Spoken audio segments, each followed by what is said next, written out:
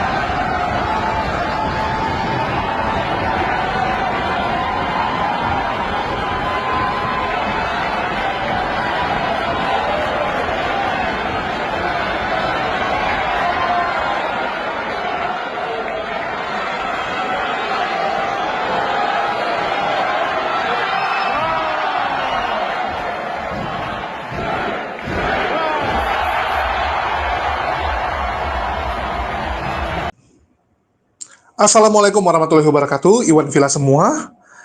Kita ketahui bersama, Edis sekarang menjadi Polikardus nomor 1 yang dipuja oleh banyak laskar Polikardus. Dan kita tahu, Edis sekarang menjadi rob dari teman-teman kita Kristen. Ya, ini cukup mengejutkan. Mereka punya lagi satu tuan yang baru, yaitu Edis, teman-teman. Ini mirip dengan Paulus, teman-teman. Ya, mirip sekali Edis ini dengan Paulus. Bahkan menurut saya yang lebih pantas menjadi Paulus akhir zaman itu adalah Edis, bukan Saifuddin Ibrahim. Dulu 2 tahun yang lalu Saifuddin mengklaim bahwa dia adalah rasul akhir zaman bagi teman-teman kita Kristen. Tapi menurut saya yang pantas itu adalah Edis. Karena Edis lah satu-satunya orang Kristen yang berhasil membuat banyak sekali orang Kristen mengikuti ajarannya, teman-teman. Bahkan mengalahkan banyak sekali pendeta-pendeta besar. Nggak ada satupun pendeta besar di Indonesia yang sekarang bisa sebanding dengan Edis, teman-teman. Nggak ada. Kalian mau sebut satu nama siapa? Pendeta Niko, Philip Mantova. Nggak ada apa-apanya, teman-teman. Nggak ada apa-apanya. Gilbert Lumondong, nggak ada apa-apanya. Gilbert kalau live, berapa orang yang nonton? Nggak ada apa-apanya dibanding seorang Edis. Bahkan pendeta Mel Atok memuji setinggi langit seorang Edis, mengatakan bahwa dia meminta semua jemaat dan juga orang-orang Kristen mendukung apa yang dilakukan oleh Edis, yaitu menghujat agama Islam. Luar biasa ya. Edis sekarang dianggap sebagai guru, panglima, tuan, kurios dari para laskar Polikardus. Edis adalah garda terdepan dalam menghujat agama Islam. Dan sekarang kita lihat banyak sekali pengikut-pengikut Edis, teman-teman. Ya, penyembah-penyembah Edis yang meminta Edis berdebat dengan Kodonditan. Setelah sebelumnya meminta Edis berdebat dengan Ustadz Agi Tasingaji. dan gagal, teman-teman. Lantaran Edis tidak berani, ya, tidak berani berdebat secara langsung, maunya online. Karena lewat online bisa teriak-teriak, kalau nggak cocok tinggal kabur, ngeki orang, kalau nggak matikan internet, selesai. Tapi kalau ketemu, nggak mungkin bisa lakukan itu, malu, kan gitu. Nggak mungkin lagi debat, tiba-tiba dia bilang, aduh aku sakit perut, ke toilet dulu, terus nggak balik-balik, malu pasti. Tapi kalau online, mereka bisa bacot-bacot, internetnya bermasalah lah dan sebagainya gitu kan. Oh, saya ada urusan mendadak, saya dipanggil bos saya harus pergi jemput anak orang gitu kan. Kalau di internet bisa seperti itu, Edis. Tapi kalau langsung nggak bisa. Itulah yang membuat Edis tidak berani menerima tantangan Ustadz Agi. Dan yang lebih gobloknya, Laskar Polikardus minta lagi sama Edis. Udah debat sama Kodondi, debat sama Kodondi. Dan apa jawaban Kodondi? Kita dengar, teman-teman ya. Kita dengar jawaban Kodondi perihal apakah Kodondi mau berdebat dengan Edis ini. Saya kan nonton video Kodondi tuh. Ya situ saya juga jadi, loh, kenapa saya baru tahu gitu. Baru tahu. Itu yang tuduhan-tuduhan seperti itu tuduhan bangsa kayak yang tadi disebutin tanpa lagi itu. Tuduhan-tuduhan Nabi menikahi anak kecil lah, tuduhan Nabi menikahi mantan istri anak angkatnya. Itu tuduhan-tuduhannya sudah basi sebenarnya. Sudah usang. Ya, tadi ya. Itu sudah terbantahkan bahkan ratusan tahun yang lalu gitu. Itu memang terus diangkat terus sama mereka untuk menjaring orang-orang seperti Ecen. Gitu. Itu semuanya sudah saya jawab. Saya juga jawab juga nyontek dari jawaban ulama-ulama kita yang zaman dulu, Ustaz. Iya. Ya kan udah ada jawabannya. Sudah. Semua sudah terjawab. Ya paling saya tambah-tambahin dengan informasi-informasi yang mungkin terkini atau apa gitulah. Mungkin contoh misalnya kayak tuduhan Nabi disebut pedofil. Kita bisa pelajarin kapan ada istilah pedofil. Baru abad 19. Pada zaman itu mau disebut pedofil. Sedangkan pedofil itu penyakit kejiwaan kepada anak-anak. Yang tidak mungkin anak-anak itu kalau sampai dinikahi gitu kalau orang pedofil. Mana ada orang pedofil menikahi korbannya? Ada tak? Nggak ada. Ini pernikahan loh gitu. Sedangkan pernikahan usia dini itu memang wajar dan normal untuk bangsa-bangsa Semitik. Bahkan bangsa Eropa juga melakukan hal yang sama. Nah kalau mau dibuka lagi, saya punya dokumennya.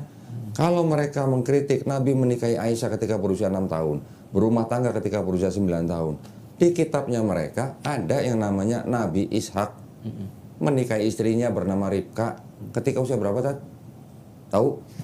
3 tahun. Ya, lebih. Ada tulisannya 3 tahun, 3 years old. Ada lagi nanti cerita yang disebut dengan Nabi Daud berzina dengan istri panglima tentara sendiri. Istrinya ketika berzina sama Nabi Daud usianya cuma 7 sampai 9 tahun. Apa kita mau sebut nabi-nabi itu sebagai pedofil? Nauzubillah. Nanti mereka apa tahu bundanya Yesus di dalam kitab mereka? Iya. Usia berapa ketika hamil? 12 tahun. 12 tahun masih disebut anak-anak kan? Anak-anak. Masih. Sampai 15-16 tahun itu di bawah itu masih anak-anak. Yang menghamili Maria siapa? Roh Kudus katanya. Apakah Roh Kudus semua kita sebut pedofil? Nauzubillah mujalik. Gitu maksudnya. Hal-hal seperti itu tuh sudah ya remeh-temeh itu mas sebenarnya. Gak ada esensi yang, kalau kita umat Islam, kita bertawakal, kita ngaji, kita melakukan syariat-syariat Islam dengan baik, hal-hal seperti itu nggak akan mengganggu kita. Gitu. Nah, memang yang diincar adalah anak-anak muda seperti Ecen. Ya, lewat apa? Lewat medsos. Makanya saya dan teman-teman di sini kita membuat konten-konten seperti itu. Tujuannya apa? Ya untuk menangkal hal-hal seperti itu. Untuk melindungi umat Islam dari hal-hal seperti itu supaya tidak mudah kena upaya-upaya pemurtatan. Gitu. Nah, ini berarti pelajaran berharga banget nih, Ustaz. Pelajaran yang sangat berharga buat orang tua, buat anak juga. Kalau memang kita mau disebut sebagai orang beriman, ya kita harus bisa menjaga diri kita dari serangan-serangan lewat medsos tersebut. Gitu, Ustaz. Nah, kayak contoh misalnya nonton Edis TV, orang muslim pada kalah. Dia beraninya cuma lewat online. Saya tantang suruh face to face nggak mau. Edis TV dulu pernah berdebat sama, bukan bermaksud dia ya saja. Ada orang minta belajar sama saya. Ya sudah belajar. Saya lagi kerja, dia aja menyatet sampai di lantai, nyatet sampai nungging nyatetnya di bawah. Itu orang sudah belajar, sudah berdakwah di Australia selama 10 tahun. Sudah mengislamkan orang beberapa orang. Dan dia mau belajar kristologi karena dia memang merasa perlu itu kristologi. Dia belajar sama saya beberapa bulan, debat sama Edis waktu itu. Di depan saya, di samping saya, karena dia numpang di studio saya. Debat online sama Edis. Dia cuma pinjem kitab yang ini, keluarin, dia tunjukin ke Edis. Keringet dingin itu Edis tuh sama dia. Namanya Ustadz Unggul kalau mau tahu. Pernah dengar? Unggul Sudrajat. Baru debat sama orang yang belajar kristologi berapa bulan aja si Edis sudah keringet dingin. Kayak begitu ngaku-ngaku, aduh gimana. Kalau dia berani, Edis, nongol face to face, debat sama saya di hotel, kita sediain. Tapi saya nggak mau kalau dia sendiri. Dia kan bukan pendeta. Saya maunya debat sama pendeta. Jadi kalau dia mau debat sama saya, dia harus bawa pendeta gitu. Saya bayarin. Hotel saya bayarin, transport saya bayarin, akomodasi saya bayarin, makan saya bayarin, pulang saya amplopin. Kurang apa coba? Bijak banget. Kalau Edis di dunia maya, oke lah dia terkenal. Tapi kan dia bukan siapa-siapa, dia bukan pendeta. Dan Kodondi dari dulu sudah sampaikan, dia hanya mau berdebat dengan pendeta. Kalau kamu bukan pendeta, ya udah kamu bawa pendeta. Artinya kalian berdua lawan Kodondi sendiri kan gitu. Kenapa seperti itu? Supaya menghindari bacotan orang-orang sebelah. Kenapa Kodondi lakukan itu? Pernah nggak kalian pikir, oh tapi kan Edis banyak pengikutnya. Terlepas Edis banyak pengikut, orang Kristen nanti pakai alibi. Oh, Edis itu cuma pakar Quran. Dia nggak ngerti kristologi, dia nggak ngerti teologi. Itulah dia kalah kan gitu. Kalau Edis nanti babak belur, pendukungnya akan beralibi. Iyalah, Edis kan nggak ngerti teologi. Edis bukan tamatan sekolah teologi, jadi nggak ngerti. Akan banyak nanti pendeta-pendeta seperti itu, yang bacot-bacot, menggunakan dalil dan alibi tersebut, teman-teman. Itu yang dikejar, dihindari oleh Kodondi. Nggak mau Kodondi nanti banyak bacot-bacot seperti itu. Supaya menghindari, oh dia nggak ada kapasitas mewakili Kristen. Pasti ujung-ujungnya gitu kan. Setiap pendeta lawan debat Kodondi yang babak belur, ujung-ujungnya selalu dikucilkan dan dikatakan, oh dia nggak mewakili kekristenan. Kalau gitu siapa yang mewakili kekristenan? Siapa yang pantas? Kalian majukanlah satu nama, biar dia debat sama Kodondi. Kalau nggak, kita susah. Semua nggak mewakili kekristenan.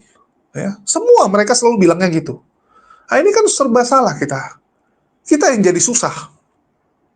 Nanti debat sama ini, oh itu cuma bagian kecil dari kekristenan. Debat sama HTD, oh HTD bidat, sesat, nggak mewakili kekristenan. Kalau gitu siapa?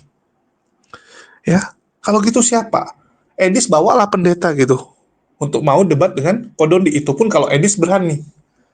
Bagi Laskar Polycarpus, desaklah Edis untuk berani berdebat. Jangan cuman bacot-bacot di medsos saja. Bikin malu. Kita tuh mau diskusi akademis dengan data, bukan cuman bacot-bacotan. Bukan lomba teriak-teriak. Bahkan kalau kamu mau lomba teriak, mending sama Kores lah ya. Kalau Kores memang diakui dia spesialis itu. Spesialis bacot-bacotan di medsos. Ya silakan. Dan kita tahu bagaimana Edis kalau ketemu dengan Kores. Mati kutu, nggak berani sampai detik ini. Nggak berani. Jadi Edis itu cuma berani dengan muslim awam. Muslim awam yang masih bisa dia kelabui, masih bisa dia kecoh, yang nggak tahu tentang dunia diskusi ini. Sekali lagi ya, coba kalian pikir. Dengan kamu mengatakan kamu berhasil bongkar Islam dan sebagainya, apakah itu membuat iman kekristenan jadi benar? Ya. Di sini saya ajak kalian berpikir, teman-teman.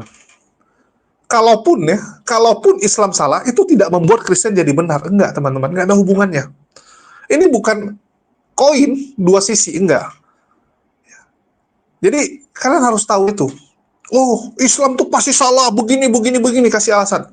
Terus kalau Islam salah, Kristen benar. Dari mana logikanya gitu?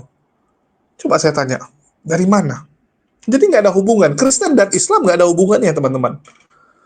Seharusnya kamu membuktikan Kristen itu benar. Dengan cara apa? Menjawab pertanyaan-pertanyaan yang selama ini ditanyakan oleh para apologet Islam. Ini kan nggak sanggup. Edis sanggup nggak menjawab apa yang kami tanyakan? Nggak pernah satupun, teman-teman. Karena Edis nggak ngerti tentang kekristenan, nggak ngerti.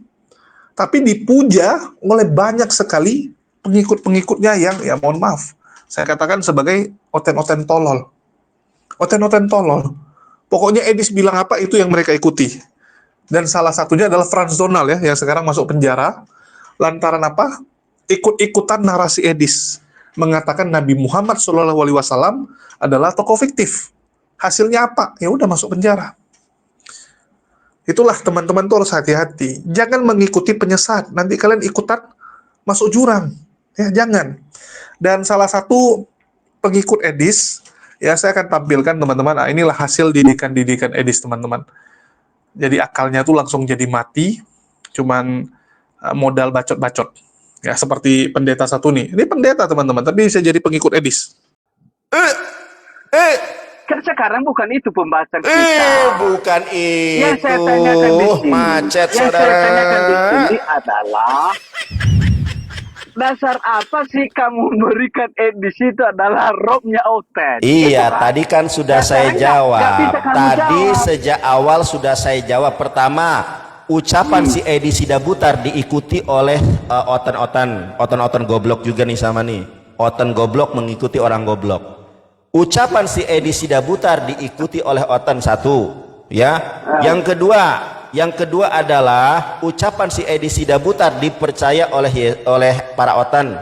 Yang ketiga, ucapan si Edi Sidabutar diikuti oleh para oten. Kemudian yang kelima, si Edi Sidabutar berkuasa mengendalikan para oten. Itu definisi dari Rob. Makanya saya bilang si Edis ini adalah robnya oten-oten karena dia mengendalikan pikiran oten-oten yang goblok ini untuk mempercayai segala ucapannya. Itu definisi Rob, penguasa, pengendali.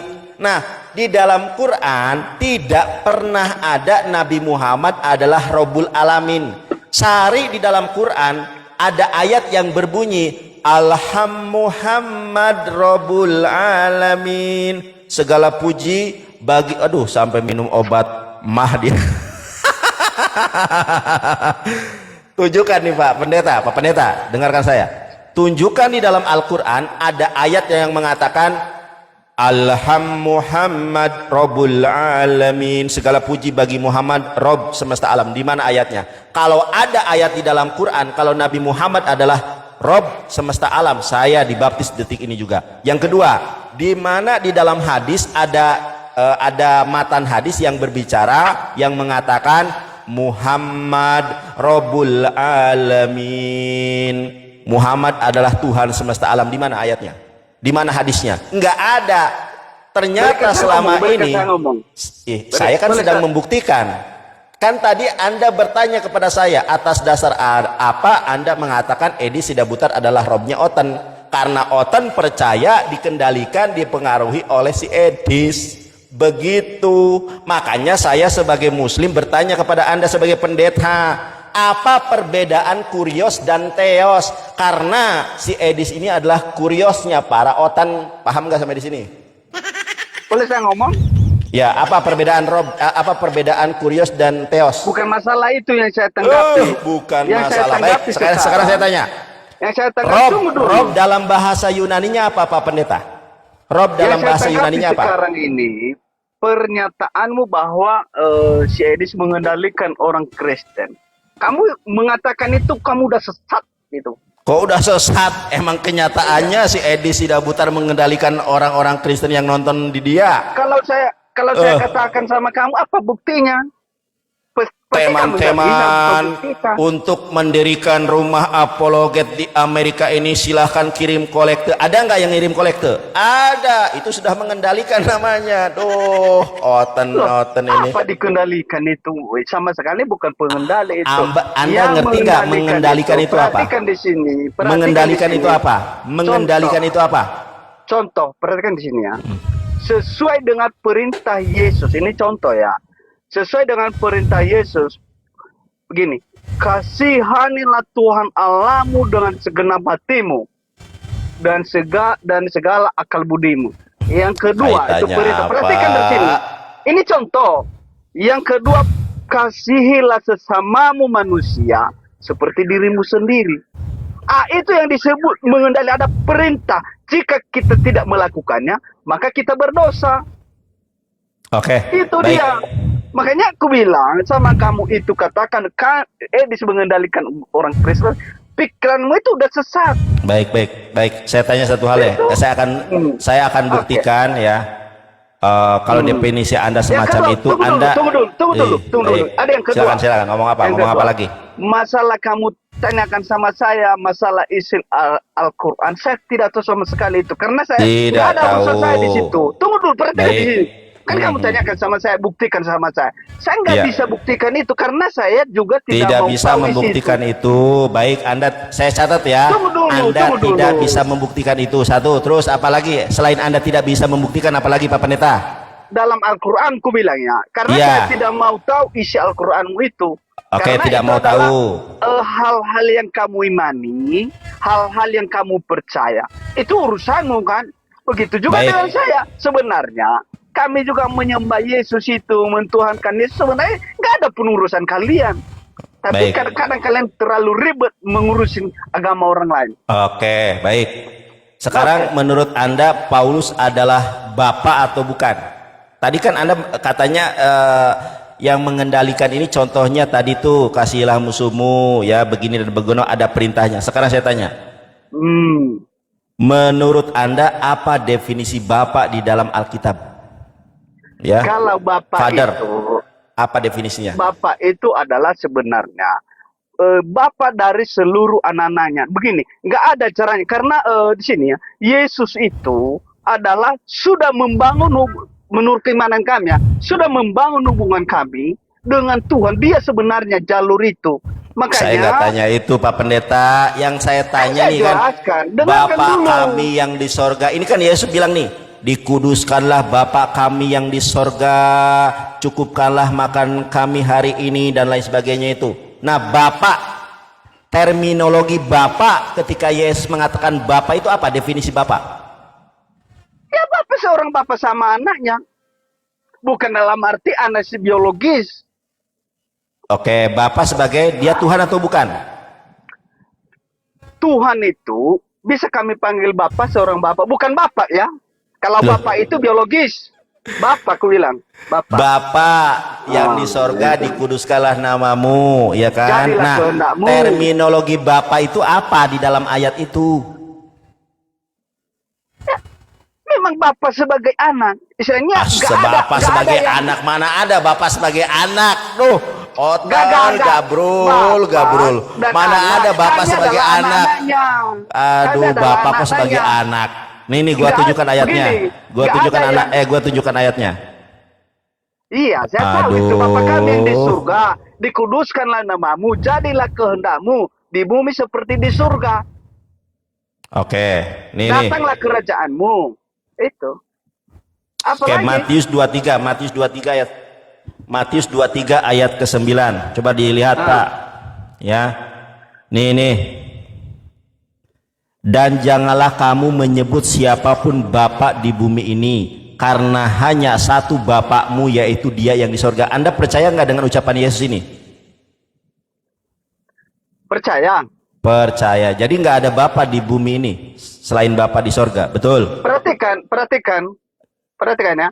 Iya. Bapak sama bapak itu beda. Iya, oke. Paham kan?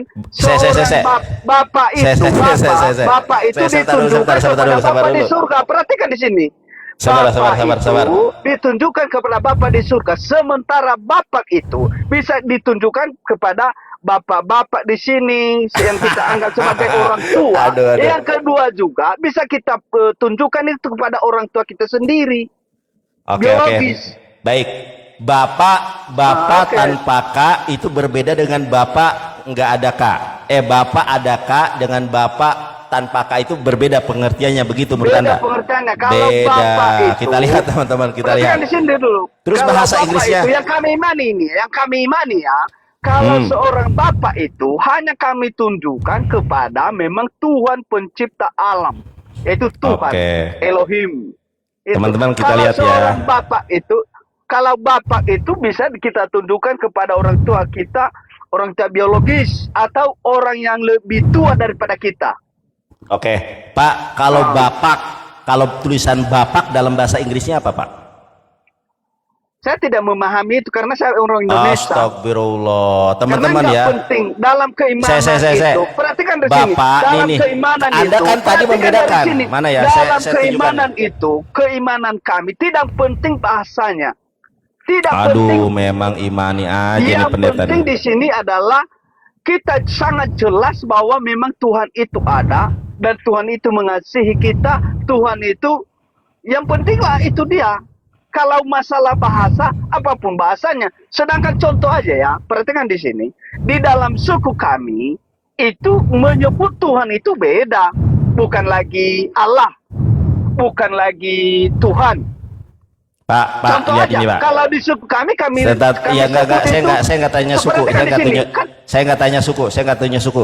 Nah, saya tanya sama Anda, ya, ini kan ada bapak, ada bapak nih. Ini bapak dalam bahasa Inggrisnya apa? Bapak. Sebutkan aja yang Ya jelas. aku nanya, bukan sebutkan, kan Anda membedakan yang kami bapak tahu di dengan sini bapak dulu. itu beda. Perhatikan di Anda kan sini. mengatakan, Anda mengatakan bapak Di sini. dengan bapak ini beda. Kalau bapak Di ini sini. bisa kita, kalau bapak ini bapak di surga. Saya tanya sekarang. Yonatan Nadar. Bapak dalam Perhatikan di sini. sabar dulu. Anda sudah blunder. Perhatikan di Saya sini. tanya. Perhatikan. Diperhatikan. Saya sudah tahu itu. Saya sudah tahu. Oke. Tuhan yang kami sembah itu bukan hanya Tuhan orang Inggris. Saya atau nggak dia nanya hanya itu. tahu bahasa Saya Inggris. tidak tanya itu. Tuhan Saya yang tidak kami tanya itu. sembah Saya dia tahu tidak segala tanya bahasa. itu, Pak. Bahasa daerah, Saya bahasa suku, tidak tanya bahasa itu. Indonesia, dia tahu Saya semua. tidak Dia saya tidak tanya terbatas. itu. Makanya, Saya tidak tanya baik itu. bahasa Indonesia, Saya tidak baik tanya itu. bahasa daerah, Saya dia tahu tidak semua. tanya itu. Saya tidak tanya itu. Tidak perlu Saya kamu tidak terjemahkan tanya ini. Nggak itu, Pak penting, Pendeta. nggak perlu. Saya tidak tanya itu. Yang saya tanya, itu dia. yang saya tanya kan Anda membedakan antara bapak dengan bapak. Kalau bapak ini Tuhannya Kristen, kalau bapak ini misalnya saya, bapak punya anak-anak, itu bapak. Nah, bapak dalam bahasa Inggrisnya apa, Pak? Kan bisa jelaskan tadi. Apa? Bapak dalam bahasa Inggrisnya? Saya sudah jelaskan tadi. Bahasa Indonesia itu Tuhan juga tahu. Bahasa Inggris Saya nggak pun tanya tahu. bahasa Indonesia, yang saya tanya. Apapun yang saya tanya nih, Pak. perhatikan di sini. Apapun ngambek dia. penyebutannya, apapun Ngambek dia. penyebutannya itu, yang jelas Aduh. tujuannya itu kami adalah anak-anaknya. Itu iman Anda terserah. Yang saya tanya bukan iman. Yang saya tanya, Anda membedakan antara bapak tanpa K dengan bapak ada K. Nah, bapak tulisan begini dengan bapak ada K itu berbeda, betul atau tidak? Sebelum kita masuk di situ, malah tunggu dulu. Kamu tahu di dalam bahasa Indonesia kita itu apakah ada perbedaan bapak atau bapak? Saya tanyakan dulu sama kau. Baik. Saya tanyakan Oke, dulu. baik. Teman-teman, Pak Pendeta ini membedakan antara bapak dengan bapak. Kalau kita cari di dalam kamus besar bahasa Indonesia, hanya ada istilah bapak. Ya, bapak itu dalam bahasa Inggrisnya father. Ini Pak, ya lihat ya. Masa Anda sudah punya mobil Pajero Sport gak ngerti? Bapak itu ayah, dalam bahasa Inggrisnya adalah father. Sekarang saya tanya nih, bapak yang atas ini yang tanpa K dalam bahasa Inggrisnya apa? Kami mengimani Tuhan itu bukan dalam bahasa Inggris. Saya tanya. Kami mengimani itu dalam Astagfirullah, bahasa yang kami pakai setiap pendeta, harinya, bahasa pendeta. Indonesia dan bahasa suku kami. Supaya kamu tahu itu. Kalau kamu alihkan pengertian kami di dalam bahasa Inggris, kamu udah sesat nanti. Karena yang kami imani di Indonesia ini, perhatikan dulu Nandar di sini. Kalau kami di Indonesia ini memanggil Bapak itu hanya kepada Tuhan pencipta langit dan bumi. Iya, baik. Bapak dalam bahasa Inggrisnya apa? Itu apa? hanya ditunjukkan kepada orang biologis kita atau kepada lebih tua daripada kita. Makanya kamu tahu, Bapak kalau ditunjukkan. kamu alihkan pembicaraan kita dalam bahasa Inggris, kamu akan sesat. Oke, Karena Bapak bahasa ini, itu, perhatikan jangan di sini. ngambek Pak. Karena Udah bahasa itu Bapak adalah langsung sebuah ngotot dia. tradisi. Kontradiksi, ada Tentunya kontradiksi. bahasa Indonesia ini kita memang betul kita pakai tradisi kita. Tradisi kami sebagai orang Kristen di Indonesia ini memanggil Bapa itu hanya kami tunjukkan kepada Bapa di surga. Oke, Tidak sekarang penting oke, dalam baik. bahasa Inggris. Baik. Supaya kamu tidak sesat. Baik, udah jangan Paham, kan? jangan Paham. ini, jangan tantrum. Paham Bible kamu, kan? bahasa Indonesia, Bible atau Alkitab yang ada di Indonesia ini diterjemahkan dari King James Version. Anda percaya itu? Apa yang saya katakan tadi, Nandar? Yang saya katakan Iya. kita sebagai bangsa Indonesia mengakui bahasa Indonesia itu, dan kami sebagai pengikut Kristus, kami mengimani Bapa itu, Bapa 4 huruf itu, B-A-P-A, hanya kami tunjukkan kepada Tuhan, Baik. yaitu pencipta Kalau langit dan baik. bumi. Ah. Apakah ada Lalu kamu katakan ada sekarang, orang kamu sebelah, pelintir aduh, sekarang, pendeta harus belum. diterjemahkan di sini. Apakah memang di situ keimanan dari dalam bahasa Inggris? Tidak penting. Baik, Yang baik. penting adalah Oke. tujuan hati kita Orang itu. Kristen, Bagaimana kita orang menyebut Kristen, Bapa yang di surga itu. Orang Untuk Kristen, memuji, memuliakan nama. apakah Tidak penting itu jangan muncul. marah-marah, jangan marah-marah. Saya marah supaya lebih jelas, supaya kamu tidak sesat. apakah orang Kristen, sebentar Bu. Apakah, Pak dengarkan.